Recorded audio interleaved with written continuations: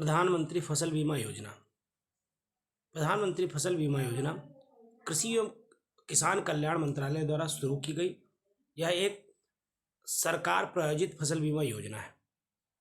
इसका मुख्य उद्देश्य जो है आपदाओं, कीटों व बीमारियों के कारण फसल को नुकसान की स्थिति में किसानों को वित्तीय सहायता और साथ ही साथ उनकी आय को स्थिर रखने के लिए किया गया है। यदि हम इसके प्रीमियम का मतलब कि जो बीमा है उस बीमा की कितनी रकम किसान के द्वारा दी जाएगी और कितना सरकार खुद देगी।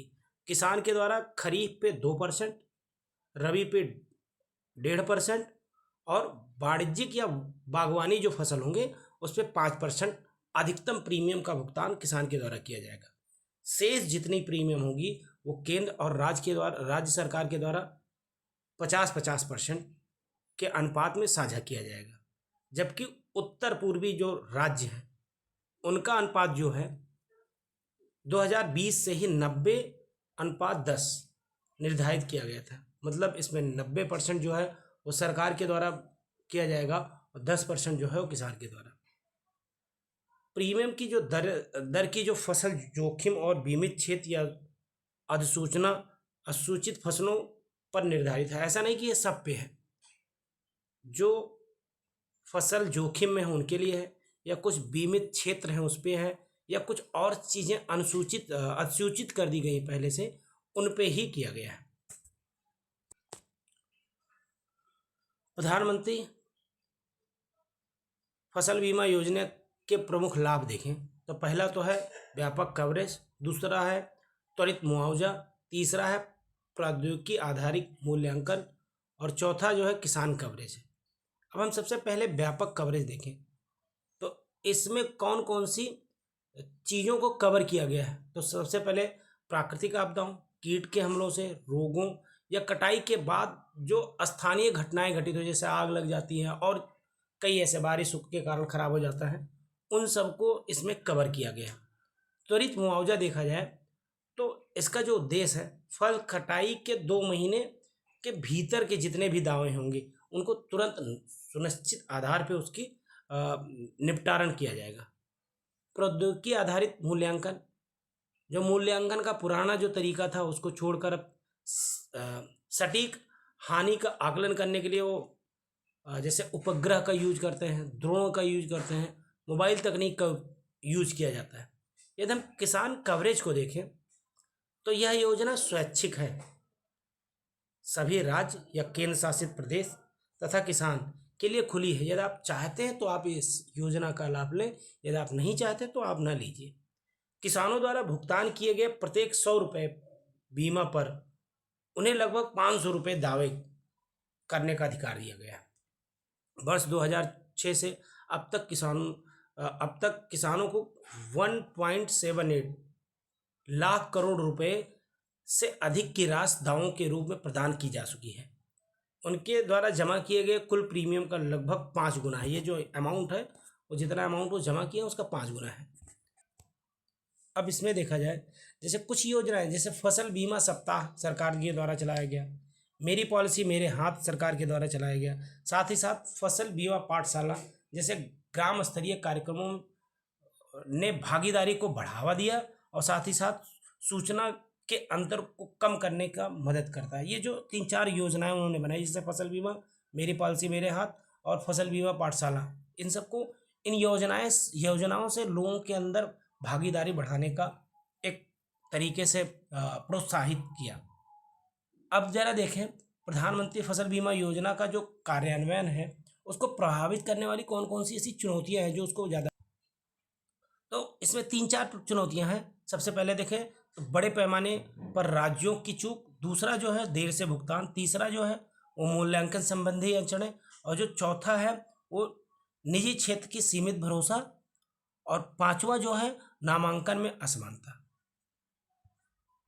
अब हम सबसे पहले वाले की चर्चा करते हैं, बड़े पैमाने पर राज्यों की चूक। जैसे आंध्र प्रदेश हो गया, राजस्थान हो गया, मध्य प्रदेश, ये जो राज्य हैं इन्होंने अपनी प्रीमियम की हिस्सेदारी जो सही समय था उस तक जमा ही नहीं किया, जिसके कारण क्या हुआ, किसानों को दावा का जो निपटारण था उस पर असर पड़ा, और जिससे क्या हुआ, योजना पे जो विश्वास होना चाहिए किसानों का वो विश्वास नहीं रह गया। देर से भुगतान, जो किसान थे वो प्रायः बीमा की जो दावे है उसके भुगतान की देरी हो गई, जिसके कारण क्या हुआ, इससे समय पर जोखिम प्रबंधन की योजनाओं का मुख्य उद्देश्य से ठेस पहुंचता, जिससे क्या हुआ, उनका जो उन्होंने दावा किया था वो मिला नहीं। तीसरा अड़चन जो है मूल्यांकन संबंधी अड़चन है। जैसे मूल्यांकन में क्या है कि जो फसल की क्षति होती है उसका मूल्यांकन विधि क्या होगी, मैनुअल होगी या पुराने तरीके से किया जाएगा। कुछ संगतियां हैं या असमानताएं हैं जिनके कारण क्या होती है, इसमें अनेक तरीके की अड़चनें आती हैं। कुछ और समस्या हैं जैसे निजी क्षेत्र की सीमित भरोसा। अब भुगतान में बार बार देरी और उच्च दावा अनुपात, मतलब दावा का अनुपात जो होना चाहिए उससे कहीं ज़्यादा दावा हो जाता है, जिसके कारण क्या होता है, कई बीमा कंपनियां सक्रिय भागीदारी से पीछे हट जाती है। या सही, एक तो पहली बात तो क्या होना चाहिए कि जो भुगतान है वो सही समय पे हो, और दूसरा क्या होना चाहिए, जो दावा किया जाता हो एकदम सटीक होना चाहिए। पता लगता है कि फसल जितने की है नहीं उससे कहीं ज़्यादा उन लोगों के द्वारा दावा कर दिया जाता है। अब लास्ट देखें तो नामांकन में असमानता। जैसे वर्ष 2024-25 में उस समय जो है वो 4.19 करोड़ किसानों के द्वारा नामांकन किया गया, लेकिन किराएदार जो थे वो 6.5% और सीमांत किसान जो थे वो 17.6%। जैसे वर्ग अभी भी ऋणी किसानों जो ऋण लिए हैं 48% की तुलना में काफ़ी कम प्रतिनिधित्व करते हैं। मतलब जो किसान हैं तो उसमें जो ऋण लिए रखे हैं किसान, उनका दावा या उनका जो नामांकन है ज़्यादा है, रदर देन जो ऋण नहीं लिए हैं, जो किराएदार किसान हैं या जो सीमांत किसान हैं, उनके द्वारा दावा अभी कम किया जा रहा है, वो इस योजना का कम लाभ ले रहे हैं। अब प्रधानमंत्री फसल बीमा योजना में सुधार हेतु कौन कौन से उपाय किए जाने चाहिए, इसमें कई ऐसे सुधार किए जा सकते हैं। जैसे नंबर 1 क्या है, डिजिटल सुधार किया जाए। दूसरा जो है फसल कटाई प्रयोग जो एग्री ऐप है उसका यूज किया जाए। दूसरा क्या होगा, एसटेक प्रणाली का यूज किया जाए। बेंड सिस्टम जिसे हम क्या बोलते हैं, weather information network and data प्रणाली, इस सिस्टम इसका यूज किया जाना चाहिए। अगला जो है वो क्या है, एग्रो जो आधारित अग्रिम प्रीमियम प्रणाली है उसका यूज किया जाए। आनुपातिक दावा वितरण प्रणाली, ये सारे इसमें सुधार किए जाएं तो हो सकता है कि ये जो प्रधानमंत्री फसल बीमा योजना है उसमें जो भागीदारी है, जन भागीदारी है, वो बढ़ जाए। सबसे पहले हम डिजिटल सुधार में देखें हम उसमें क्या क्या चीज़ें कर सकते हैं। डिजिटल सुधार जो राष्ट्रीय फसल बीमा योजना है या राष्ट्रीय फसल बीमा जो पोर्टल है जिसे हम NCIP बोलते हैं, को किसान नामांकन या दावा ट्रैकिंग या प्रत्यक्ष लाभ हस्तांतरण के लिए एकल मंच के रूप में विकसित किया जाना चाहिए। मतलब वो एक ऐसा मंच होना चाहिए जहाँ पे सारी चीज़ें, नामांकन भी हो, ट्रैकिंग भी उसी के द्वारा किया जाए, और जो हस्तांतरण करना है लाभ का वो भी उसी के द्वारा, एक सिस्टम के द्वारा करना चाहिए। दूसरा क्या है, साथ ही साथ में जो खरीफ 2020 से चालू होने वाला डीजी क्लेम मॉड्यूल्स पर समय और पारदर्शी दावा प्रसंस्करण सुनिश्चित करने के लिए NCIP को PFMS या बीमा कंपनियों की प्रणाली के साथ एकीकृत किया जाए। मतलब इसको एक साथ जोड़ दिया जाए तो ज़्यादा बेटर होगा। साथ ही साथ में क्या करना है, खरीफ से दावे में देरी के लिए बीमा कंपनियां जो पर 12% जुर्माना स्वतः लगाया जाए। मतलब जो कंपनियां हैं, बीमित कंपनियां, बीमा कंपनियां हैं, ये तो दावा को त्वरित समाधान नहीं करती हैं तो उनके ऊपर 12% जुर्माना भी लगाना चाहिए। यदि ऐसा कुछ किया जाए तो कुछ सुधार हो सकता है। दूसरा जो है फसल कटाई प्रणाली, जैसे हम एग्री ऐप, इसमें क्या करना चाहिए, एग्री ऐप फसल कटाई प्रणाली डेटा को एकत्रित करता है जिससे क्या होता है सीधे NCIP पर अपलोड किया जाता है।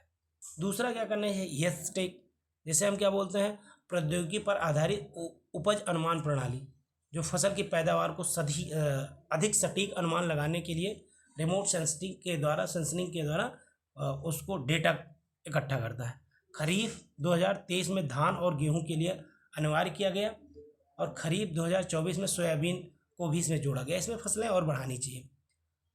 जो अगला है वो बेंड्स है, वेदर इंफॉर्मेशन नेटवर्क एवं डेटा सिस्टम।